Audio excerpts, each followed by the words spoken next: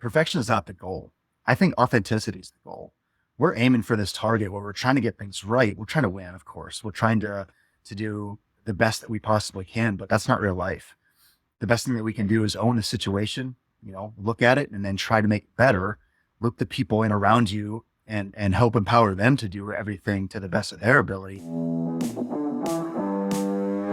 Chad Peterman here, and you are listening to Can't Stop the Growth, a platform for leaders and teams to grow and thrive. We highlight the importance of personal development, pursuing greatness, and always chasing your potential.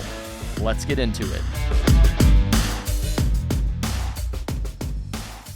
Hello and welcome to another episode of Can't Stop the Growth. I'm your host, Chad Peterman, and today I have a very special guest on the podcast. Most of you that listen are probably in the home services industry and running businesses and maybe a little bit confused at why I'm having this person on the podcast.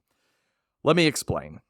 So I have a sports background, and weirdly enough, so does our guest, but I've always wanted to bring on coaches onto this show because I think in a lot of respects, what we do in business, what we do in the home services, or really any other business, is we are all coaches. We teach our managers to be coaches, and there's a lot of carryover from what, if you played sports, what you may have learned in athletics and overcoming obstacles and training hard and working as a team and all of those things that I think are so applicable to what we do today in business. So without further ado, we'd like to introduce our guest, Mr. Jason Reed, who is the former women's volleyball coach at the University of Indianapolis and now the Director of Growth and Partnerships at U.S. Sport Camps. I think he's going to have a lot of insight into what it takes to build a team, grow a team, overcome adversity, and all of those things. So without further ado, welcome to the podcast, Jason.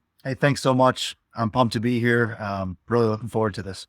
Yeah, absolutely. So Jason and I met it's probably been a couple of months ago now, and he had reached out, just wanting to connect with business leaders and learn and all of that stuff, and we probably talked for an hour and on all things leadership and stuff like that. So I guess before we get started, Jason, maybe give the listeners maybe a little bit of your background so we have kind of a frame of reference, and then we'll kind of dive in.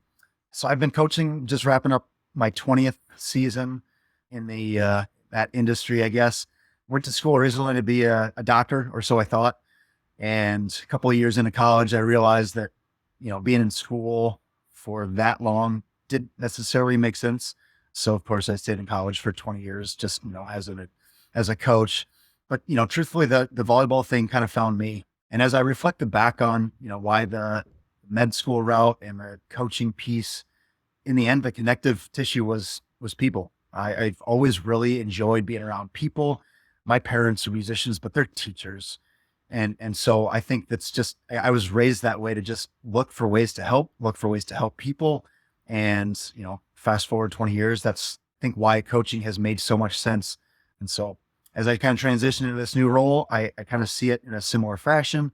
There's still kids out there that are looking for those same things, to learn and grow and develop skills. And, I zoomed out a little bit, so it's a little bit less in the trenches, but it's setting up those opportunities for those people to have those same experiences as I did. Yeah, that's awesome. Well, let's start at the beginning. So you said, hey, I've been doing this for 20 years. So I'm going to ask you to reflect back, because I think it's so oftentimes people are coming into, they may have been an individual contributor and then they come into a leadership role. And obviously there was one day when you became a coach or a head coach or whatever that was, and you were basically thrust into a position that you had never been in before. So as you think back on those first entry into coaching, what were some of the things that you may have been completely wrong about? Okay, I'm an athlete, I get this. Oh shoot, now I got to coach. What am I supposed to do? Yeah. So I remember kind of some of the earlier memories, high school basketball, having the coaches that I was playing for kind of start to suggest that, oh, you're going to be a coach someday. We can see it. And so those seeds start to get planted. And then of course you have some of these captain titles that are thrust upon you. And I know for me, I had this idea that I have to do everything right. And not only do I have to do everything right, but I shouldn't make mistakes. And so that was kind of a theme from high school to college, and fast forward 4 years to senior year in college, and I'm running our club at Michigan State, and I'm kind of doing the same thing. And in terms of one, trying to make sure that I do everything right. Two, I can't make mistakes. And then there's this other piece where it's like, I got to do everything. And so I remember having these really great conversations with my coach at the time about not trying to boil the ocean and not trying to do everything right. And I remember distinctly these words just echoing that, Jason, one of the hardest things you're going to have to do is lead when you're not playing well. And if we kind of translate that, it's, you make yourself human, where it's like, you're not going to be perfect. And I've learned over these past 20 years, I know we're kind of zooming in, that perfection is not the goal. I think authenticity is the goal. We're aiming for this target where we're trying to get things right. We're trying to win, of course. We're trying to do the best that we possibly can, but that's not real life. The best thing that we can do is own the situation, look at it and then try to make it better.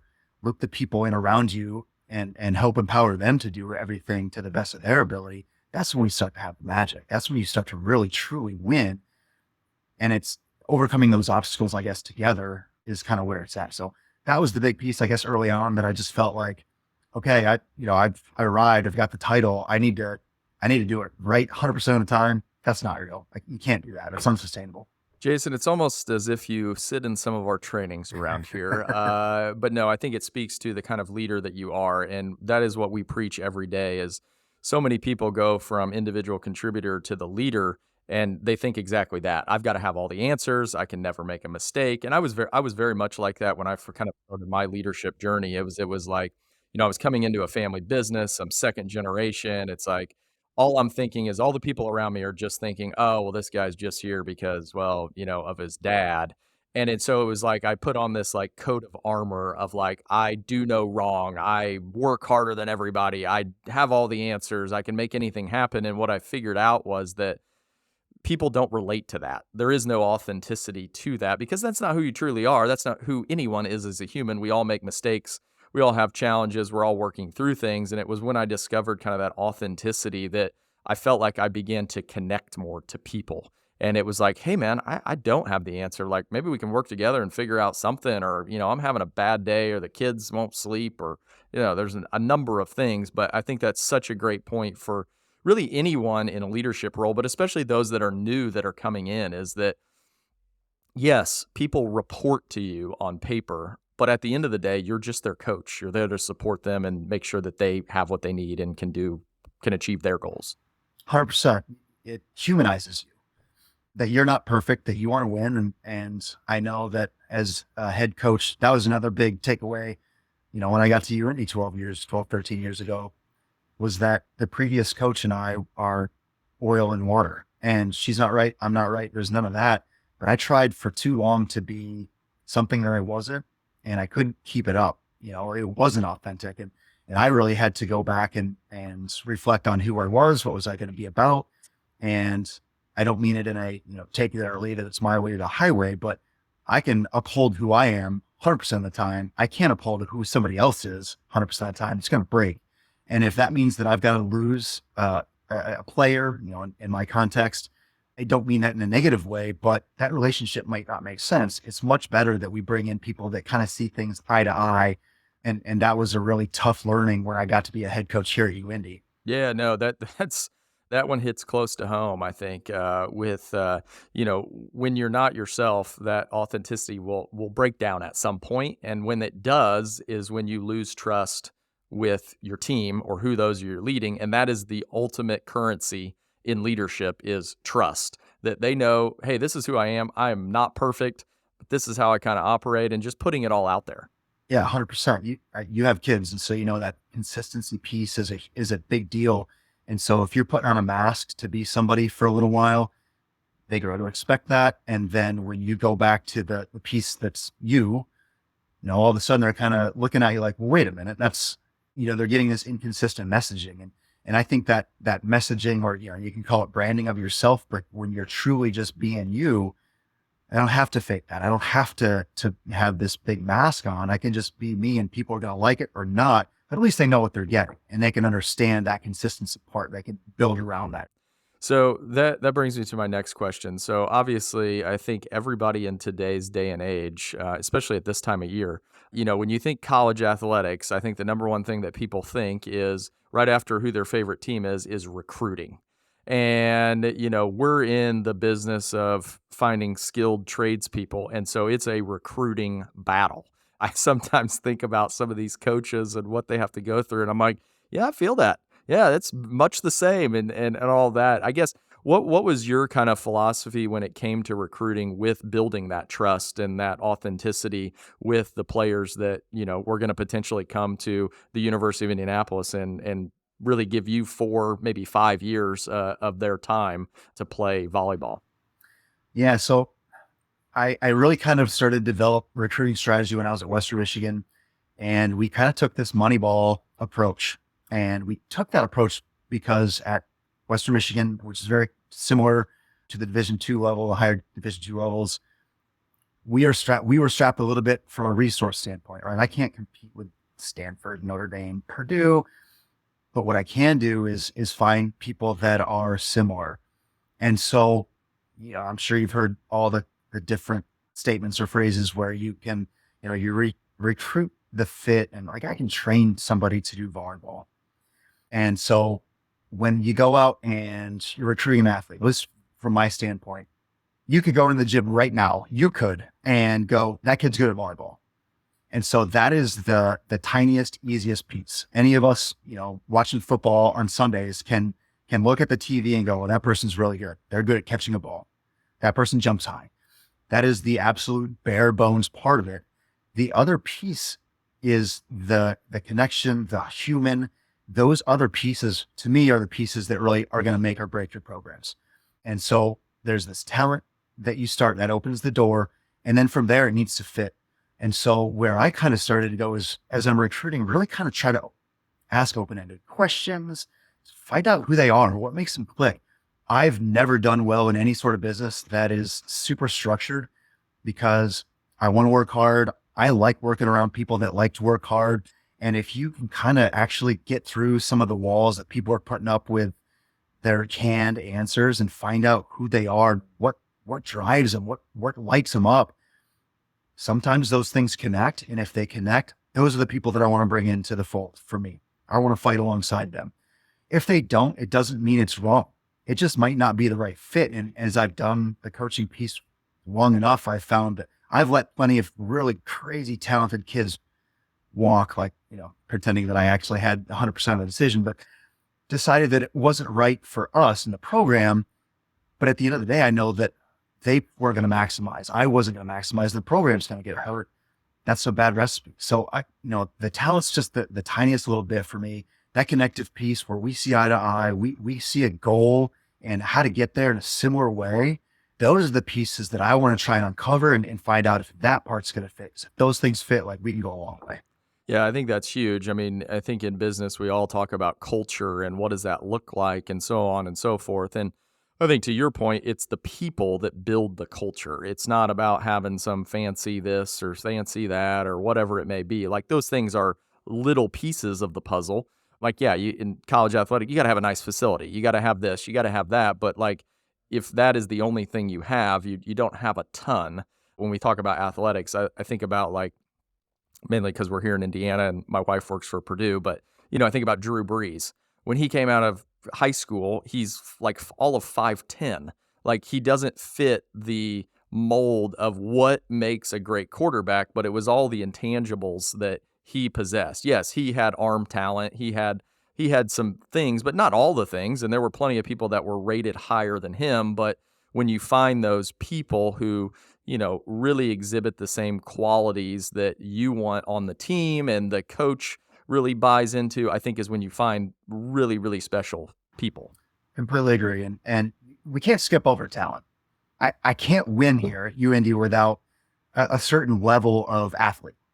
The Kentucky Derby, you're not bringing a donkey in there to win. Like you have to have something, but those pieces where there's alignment with my vision down to the last player on our team, those things, when they align, that's when you can have some magic happening. And the same thing, Drew Brees' case there. Fast forward, he goes to the pros.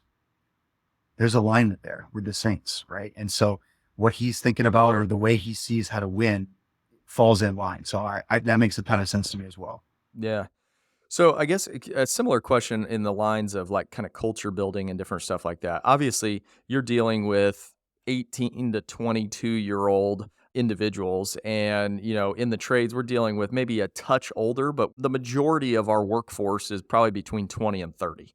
And so you've got young people who, potentially view the world differently than maybe we do and different things like that. How did you kind of navigate being able to build trust, build culture, make sure they were headed in the right direction with young people?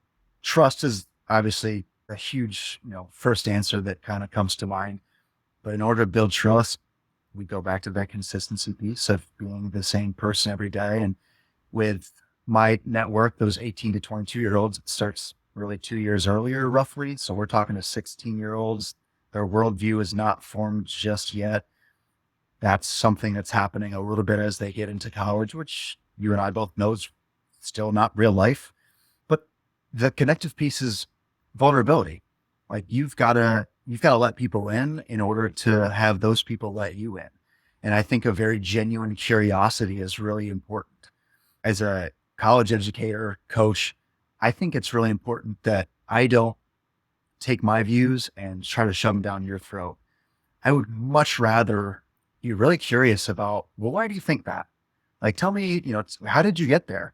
And again, I know we're not talking apples to oranges here, but conceptually it's the same idea. Like, what makes you tick? Like, why is it that you see it this way? And well, have you ever thought about it this way? And I think that if we can help 18, 22-year-olds, if I can help you learn how to think about something or be objective or zoom out just a little bit and listen to somebody else, I think that there's an opportunity there to kind of land in the middle. And if I can learn something, like, then that makes me better too. And if we've done that, and I think about this with my kids, I don't want to indoctrinate them with how I view the world. I want them to have enough wherewithal to listen to somebody, try and understand it, and then make a very informed decision that's going to be a good one. Yeah, no, I think that's such a great point and something we talk about. When I think about the different like world views on things, like I think about my dad's view on how the business should operate and what should be done and so on and so forth. And he's very like black and white, like everybody should just come in and work their ass off and do these things and all that. And like, I don't disagree. Yeah, 100% agree. I mean, he raised me, so that's kind of how I operate. But what I've learned, and again, I think what your point there was like, there is no right or wrong. It's just different. And we've all got to understand that we all think about, even people that are the same age, think about the world differently. And I think it's just important as a leader that we meet people where they are. And I think you said it best, is it's curiosity. Where can we be curious to understand, like, why do you think like that? Or what brought you to that? And we've all had different life experiences which shape that. And I think understanding where people are ultimately makes us a better leader, because then you know what makes that person tick. Like, how do they get excited? How do they want to do more? And it may not just be, hey, we need to work 60 hours a day, but they may be able to, because of their worldview, they may be able to get the same amount of work done because they're talented or they have this view in 40 hours. And they're like, well, if I can get the same amount of work done, like, what's that matter? Or whatever it may be. And I think that just understanding that everybody's going to view the world differently, and it doesn't make anybody right or wrong. It just makes us different, but that's what makes the world go round. I completely agree. I think the difference is optimize where we can go. Because if we always do things my way, or we always doing things your way, and you have blinders up to any other idea, we're going to miss some things, and we're going to miss some people, and we're going to miss some opportunities for a better way to maximize how we can get somewhere. And so I'm all for that. One of the things that I talked about with our UIndy teams is like, everyone chip in their nickel, like whatever it is that you have, like, let's throw it on the table. And as we kind of start to look at all of it, we might have this really great idea. Like, you all have had, the volleyball world, some of these guys have won national titles at AAUs, or they've won state titles, or they've had some really good experiences, or they've had a coach teach them something that, if it's just the way that I think that we should do it, like, we are all going to miss out on that opportunity to learn that thing. And so if we can stay curious and be open to somebody else's experiences and worldview, whether we agree or not, we have an opportunity to now put that in my pocket. I got another tool for my bucket, Yeah. No, I really love that analogy of everybody put in your nickel because I think so often we see in whether it's business or athletics, it's like, well, my way's right. And I'm only bringing along the people that view it my way. And so they're the only people that get to put in their nickel. And everybody else, you guys just stay on the sidelines. We kind of need you, but like we don't really need your opinion on anything. So just stay over there and be quiet, will you? I know I'd be bored. I know that that wouldn't work for me. That's not motivating for me. And I think that most people do want to have some buy-in. They want to contribute what they can to the success. And if all I am is just a glorified secretary that's doing what I'm told, I'm bored. And that's, we can sustain that for a little while, but in the long run, people don't like that. So one question I have, just because I'm a former college athlete and playing college athletics, what most people don't understand is it's a full-time job on top of school. There's a lot of time spent in the gym or on the field or wherever you're playing. How did you kind of help? Because I think this is a challenge in the work world too, is, businesses want to grow and we need people to work and all of this stuff. How did you help kind of your athletes kind of balance those two things, the school portion and then the athletics portion? I feel like it's very similar to kind of like in the work world, like, people balancing home life with kids and all the commitments that you have to make and then, then work. How did you kind of help them navigate that balancing act? So as I've been getting out here, I found my original cover letter for this place. And one of the things that I spoke about was kind of embodying, to the best of my ability, a balance. And so with our college kids here, you're right, they're getting pulled in a million different directions, which isn't any different to when you get out of the college scene and you're a young adult and to, get married and kids and all that. One of the things that we've talked a lot about within our program is to be where your feet are and be present to the best of your ability. And certainly that is not easy, but that's kind of the pitch. But beyond that, and one of the things that I've learned from just a lot of coaching mentors is that people will listen to what you have to say, but more than anything, they are going to model your behavior. I am 5, 6 months away now from completing my second master's in MBA in finance here at UND.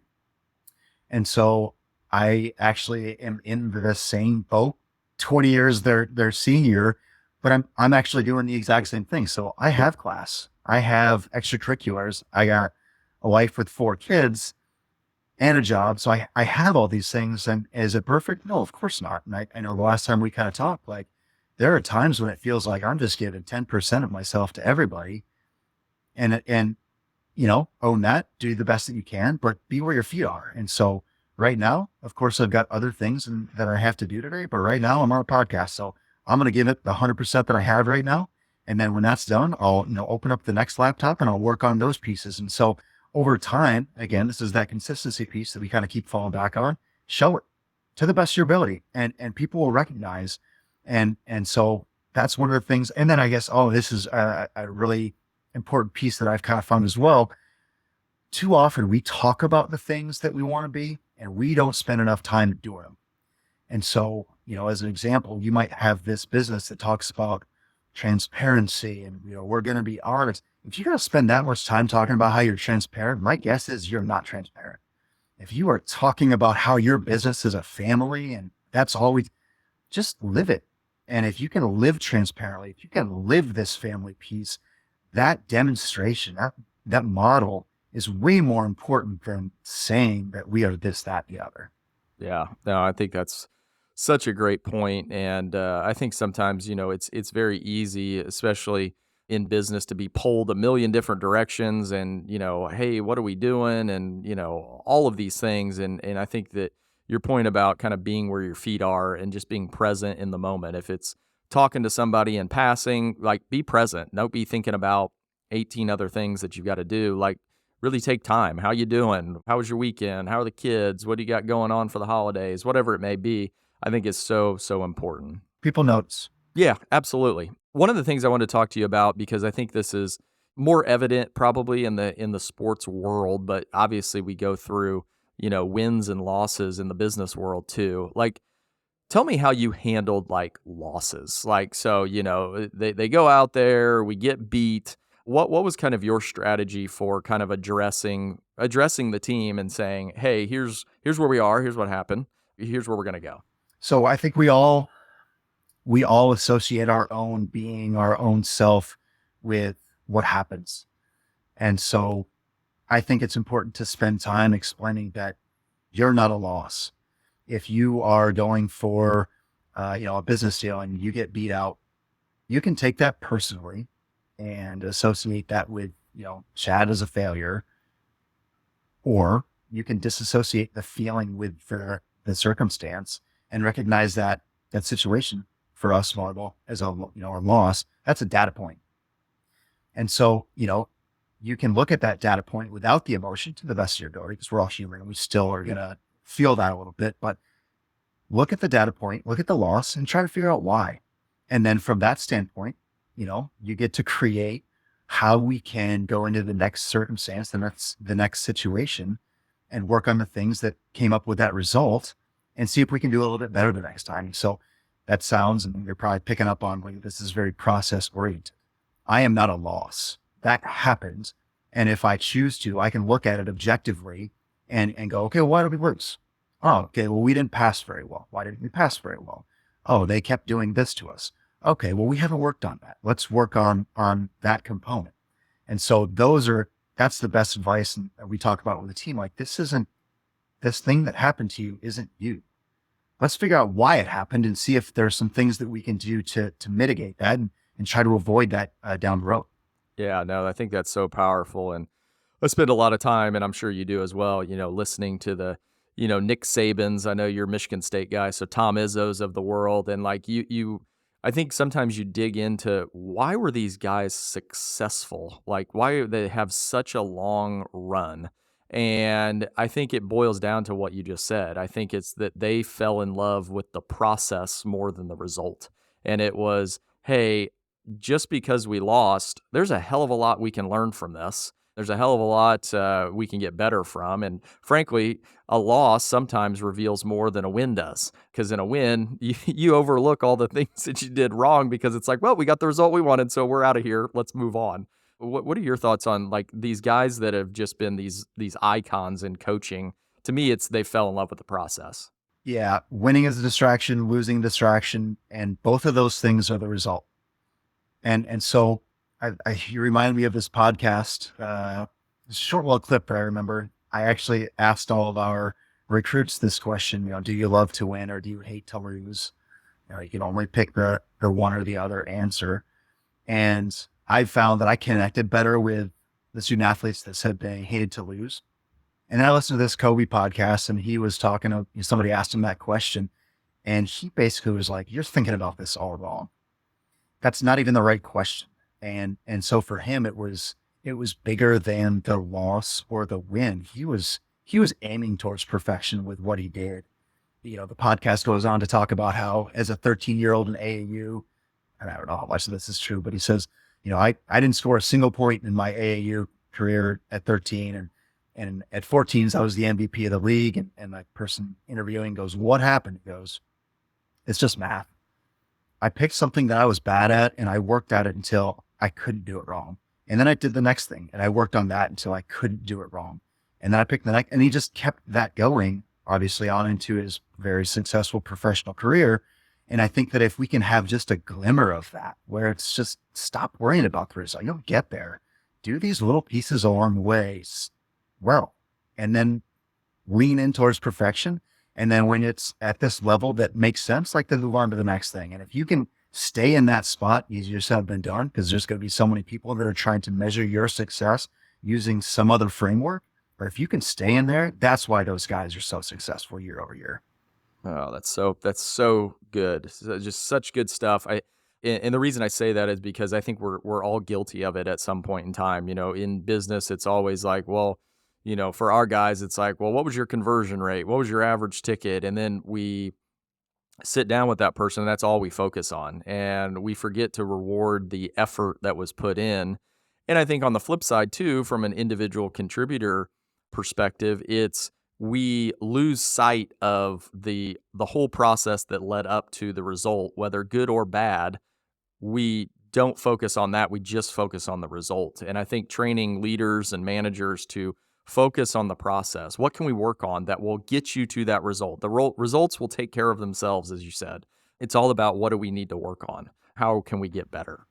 We, over the last, call it five, so that's pre-COVID, we really started to try and figure out ways that we could bring the behaviors to light. Okay. And so in the business world, it's trying to identify the right KPIs, right? Trying to find those things that get you where you want to go.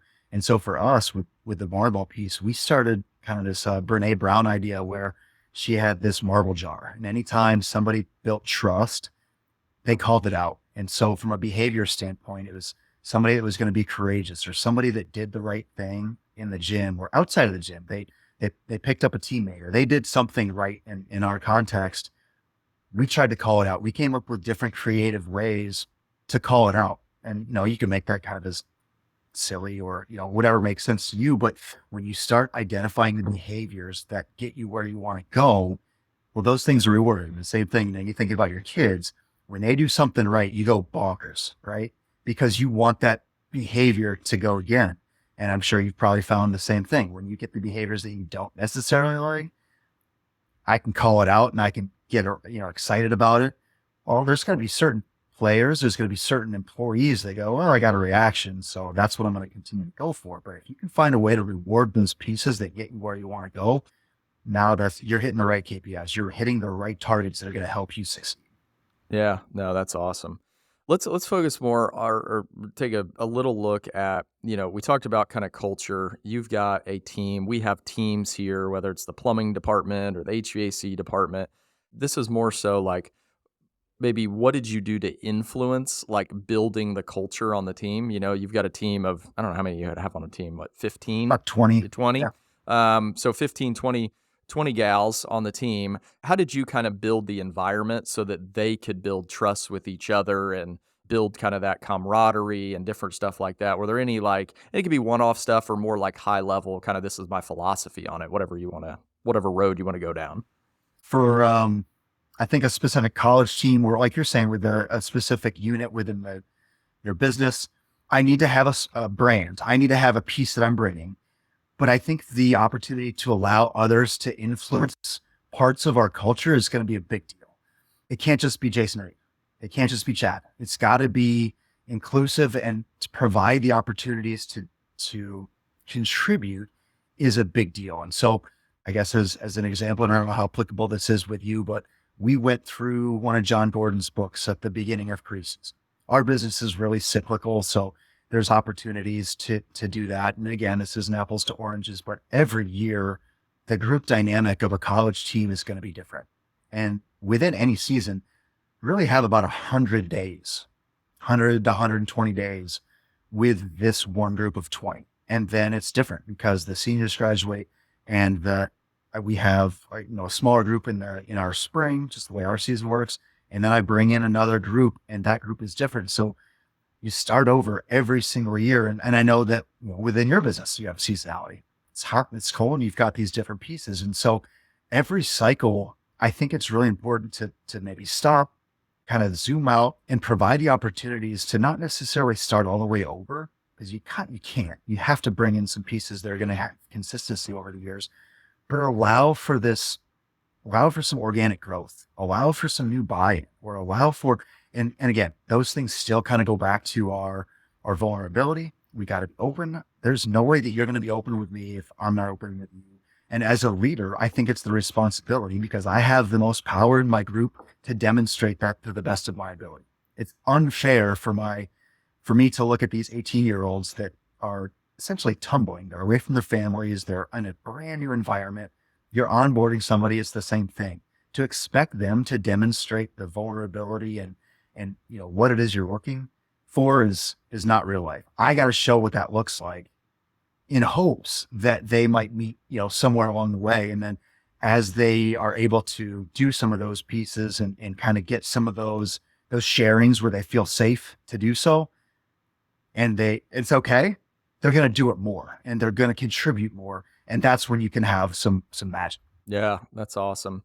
I guess we're talking about the team dynamic. How would you attack because I know that there's tons of people out there that are struggling with, the person that's got the ability. Like they've got it, but they're just either in the wrong headspace, they're just, they're underperforming for whatever the reason is. How would you kind of handle that situation where, hey, you've got someone on the team and it's like, God, I've got to somehow connect with this person because they've got so much potential and I need to be able to bring it out of them. How would you go about attacking that?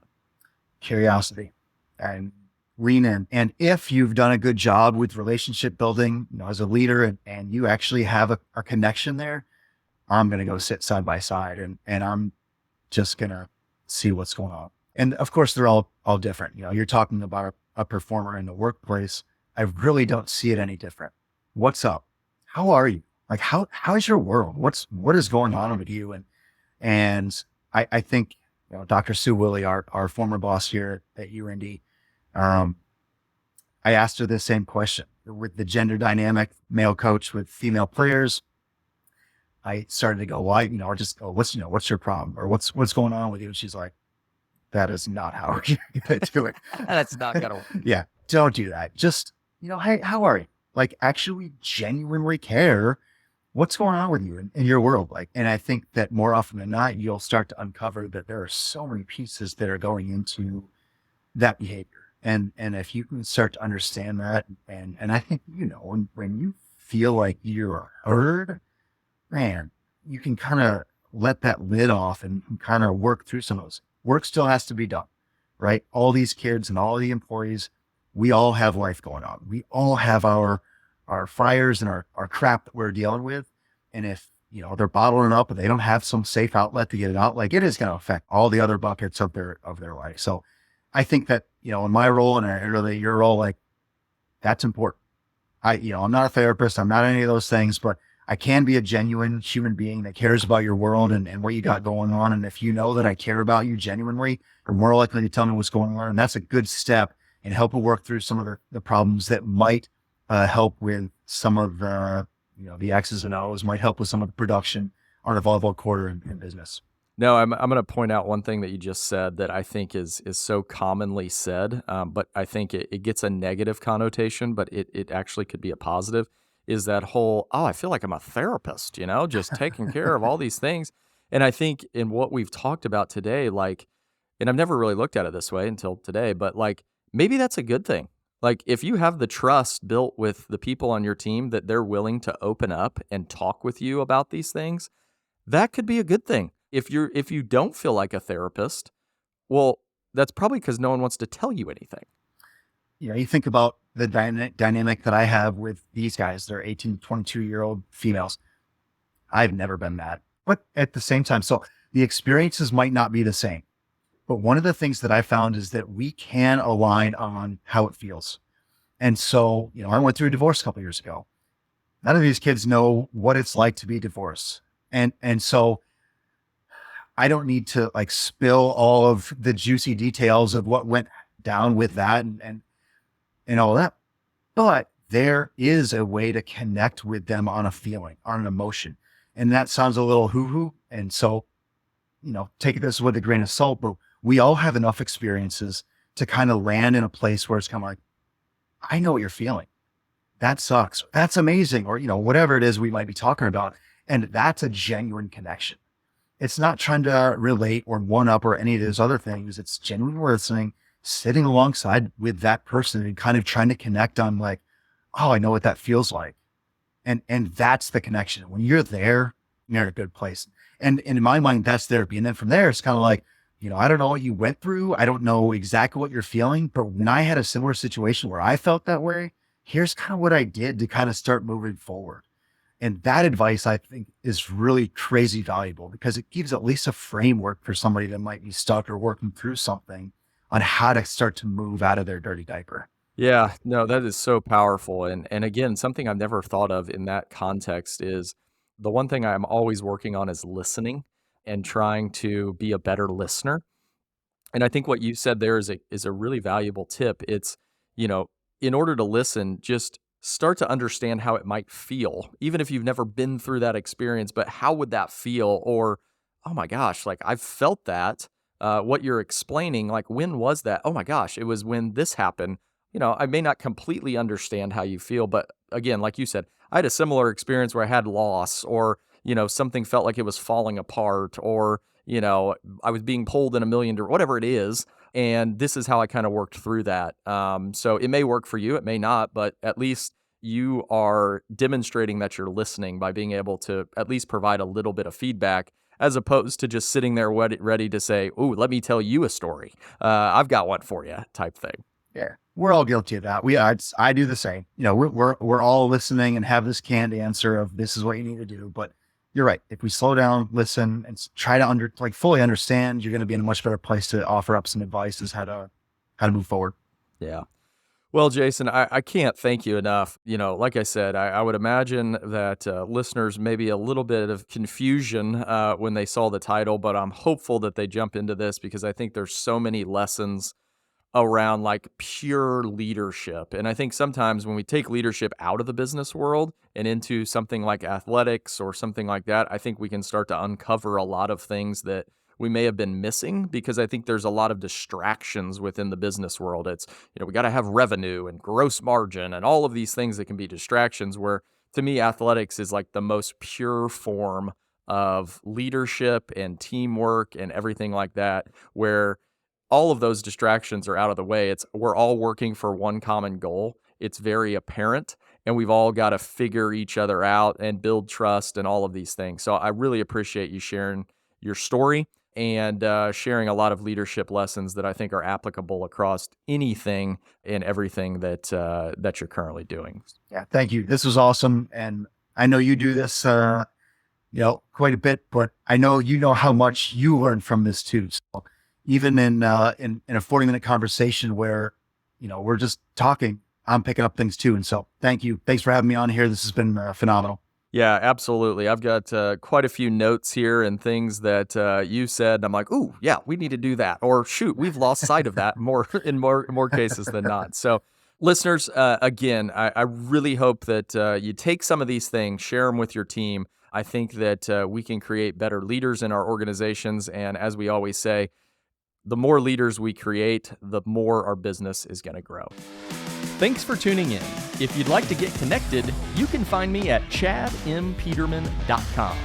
To see what our team's up to, you can visit petermanbros.com. As always, keep growing out there.